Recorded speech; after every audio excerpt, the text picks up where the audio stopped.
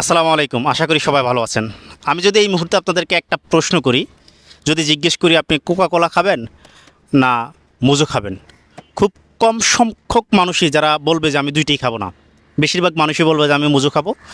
কারণ হচ্ছে মোজো ফিলিস্তিনকে 1 টাকা করে দেয়, ঠিক আছে? এই জন্য মানুষ কী খাবে? মোজো খাবে। কিন্তু এই মুহূর্তে মোজোরও ভাটায় পড়ছে, মোজোকেও মানুষ বয়কটের ডাক দিছে। কোকা কোলা তো আগে থেকে বয়কট, বয়কট জিনিস বাদ, বয়কট জিনিস নিয়ে আমি কোনো কথা বলবো না। আমি কথা বলবো যেটা মানুষ বয়কট করে নাই। কিন্তু হঠাৎ করে মজুকে কেন মানুষ বয়কট করা শুরু করলো, বা কেন মানুষ বলতেছে মজুও খাবে না? এটার একটা কারণ কারণ হচ্ছে মানুষ বুঝে গেছে যে মজু কীভাবে ধর্ম ব্যবসা করে। মজুর থেকে মানুষ দুইটা জিনিস শিখছে, আমিও শিখছি। একটা হচ্ছে মজু শিখাইছে কীভাবে খুব সহজে জান্নাতে যাওয়া যায়।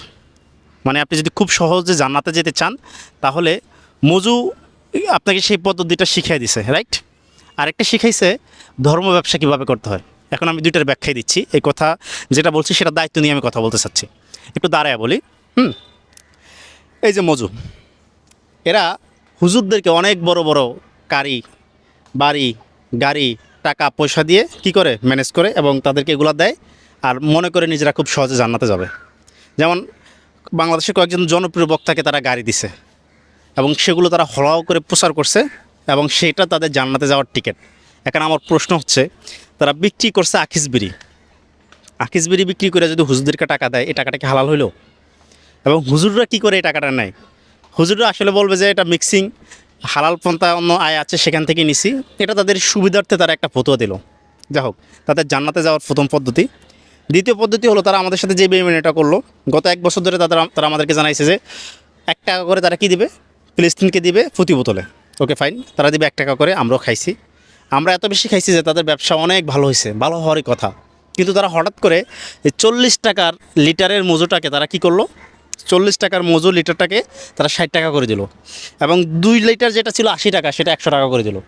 মানে আমাদের আবেগকে ব্যবহার করে তারা ব্যবসা করলো, এবং শেষ পর্যন্ত আমাদের সাথে তারা পোল্ট্রি নিল, বা আমাদেরকে আরও একটু শোষণ করার মানে তারা চিন্তা করলো।